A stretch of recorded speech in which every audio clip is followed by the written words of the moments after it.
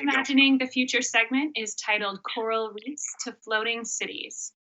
Joining me are two esteemed panelists. First up, joining us from Hawaii, the director, Reef Recovery Initiative, Smithsonian Conservation Biology Institute, Mary Hagedorn.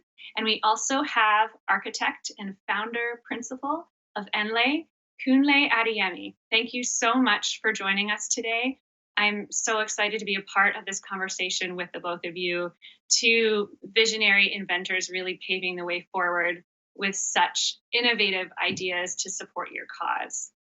Mary, I wanted to start with you. Can you tell us a little bit about coral reefs and why we should care about them, and what is it that's really threatening them? Sure. Coral reefs are one of the most important ecosystems on the planet, and they help support 1/4 of all marine life in the ocean. They protect our cities and our homes, and they also provide livelihood for many, many people.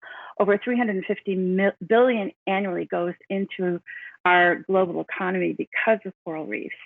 And so they provide all these ecosystem services, but they're suffering throughout the world because of overuse of fossil fuels, which is producing warming and acidification of our oceans, as well as local causes such as sedimentation, pollution, overfishing, etc. Now, I've heard some people refer to coral reefs as the architects of the ocean. I think I've heard you even say that. And I think it really puts perspective into how important their role is supporting ocean ecosystems. Pardon me.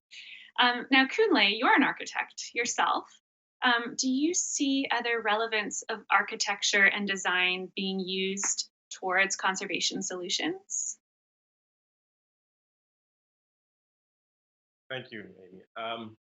I have to agree that coral reefs are the architects of the oceans, and with that, we try to work to provide an ecosystem that supports development in the same environment. And I think there are opportunities for the sort of development and coexistence within that space. Great, thank you. Now I'm going to go back to Mary really quickly. So I've read that you have created the first frozen repository for coral reefs on the planet. So just like a human fertility clinic, but for coral. I mean, it's amazing. So how on earth did you do this? Why did you do this? And why is it so important for the future of coral reefs? So coral, as I mentioned, coral reefs around the world are dying because of our actions on the planet. And as the oceans warm, their reproduction is impacted. And just like, many humans around the world are having issues in terms of fertility and wanting to use fertility clinics to help with their families, we need to be helping coral reefs. And zoos have done this for many, many years in terms of helping cheetahs and elephants and all sorts of wildlife. But this was the first attempt to try to do this for a wild ecosystem such as coral reefs. And much the same process is done, much the same biology is done, and we apply it in much the same way as you would in a human fertility clinic. Wow. Mary, that is so innovative and really exciting. Now, how long did it take you to get those processes down for freezing these the coral reefs, the gametes from the coral reefs? So we started in 2004, and we are now in 2020.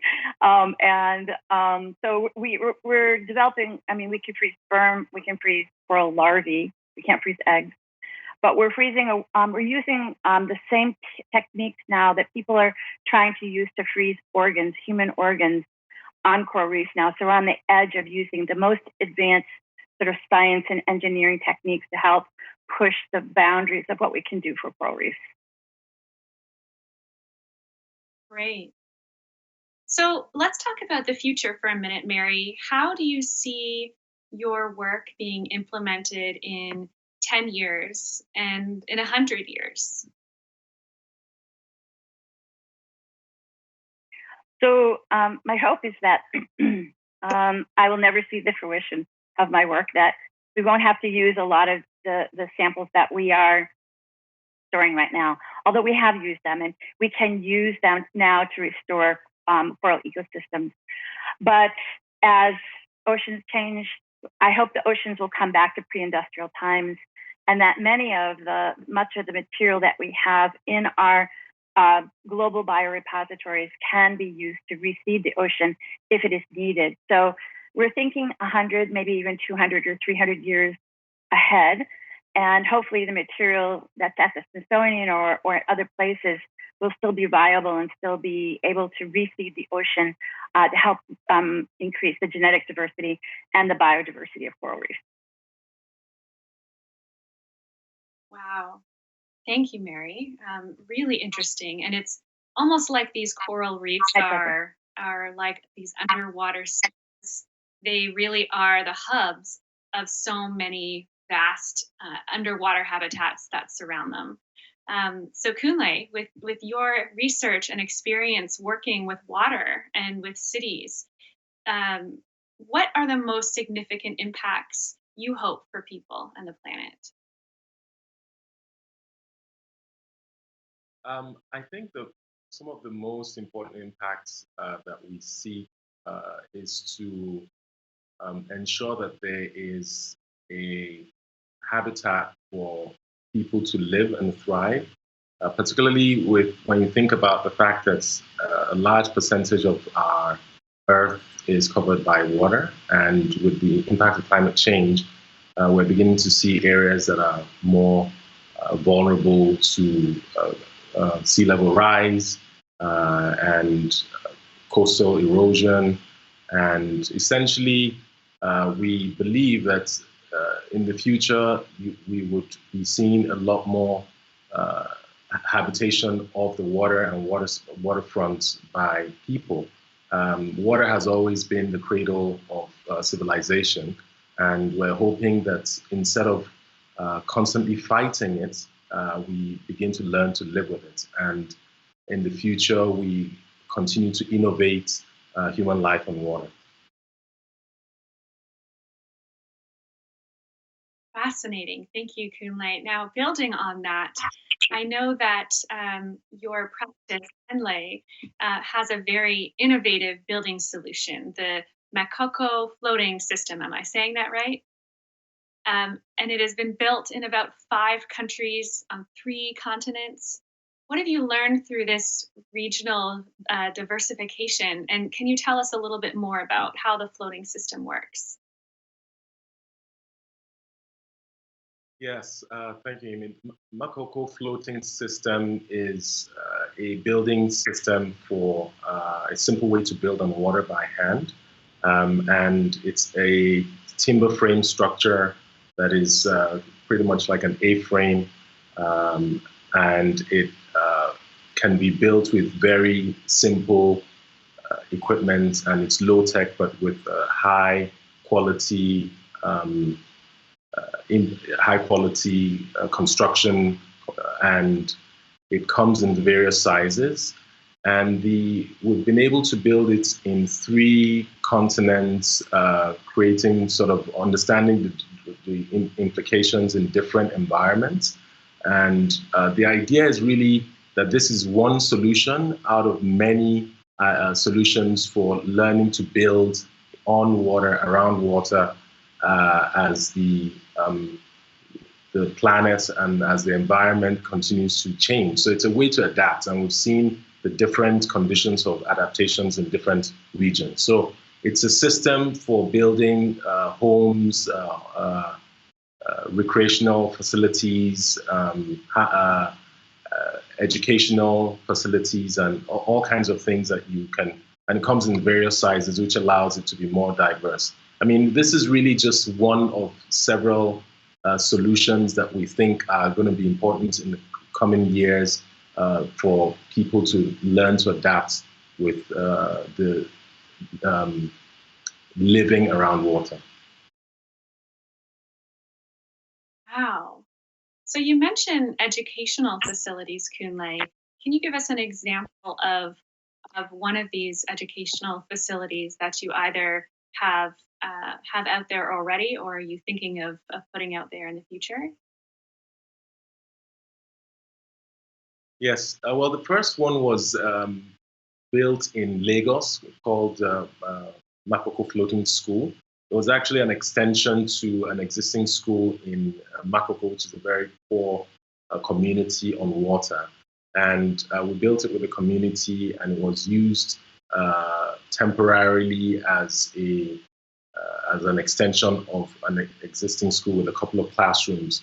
It was the first prototype, and we went along to build and improve that, where we built another one in Venice, which we hosted an exhibition called the Waterfront Atlas. So it was also sort of an educational platform.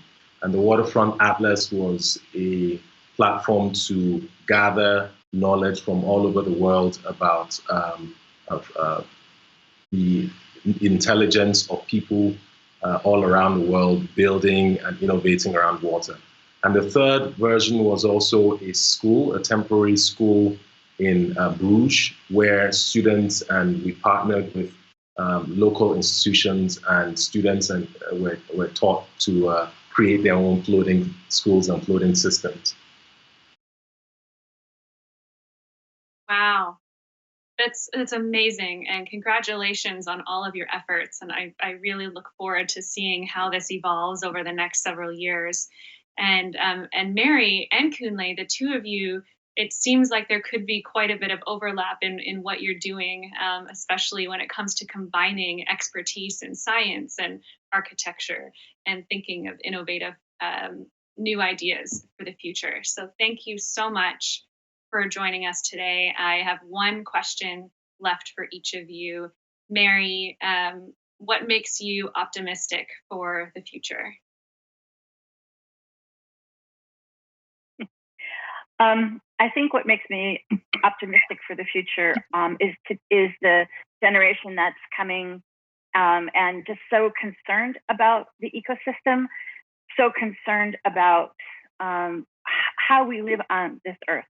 And I have great optimism that they are going to take what we've learned in this pandemic and how the ecosystem has started to replenish itself during the pandemic and build on that so that we can move forward and have much cleaner air, much cleaner water, and a much more stable and sustainable energy production.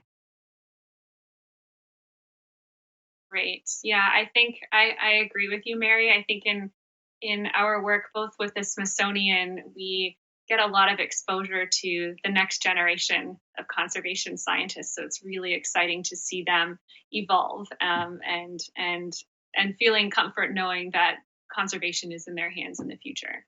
Kunlé, what about you? What makes you optimistic for the future of conservation? Well, I have to agree with Mary. I think, fundamentally speaking, in spite of our lapses as a human race, we do have collective intelligence, and even at the very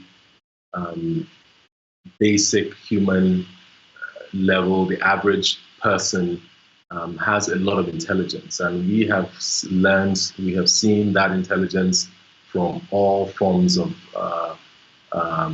people in every strata of life, and we think, I believe, at the future of the Earth is really still built on the knowledge that resides in the different people, and ultimately the collective intelligence will prevail to ensure that we continue to live in coexistence and hopefully remain diverse and keep the planet a healthier place for us to thrive.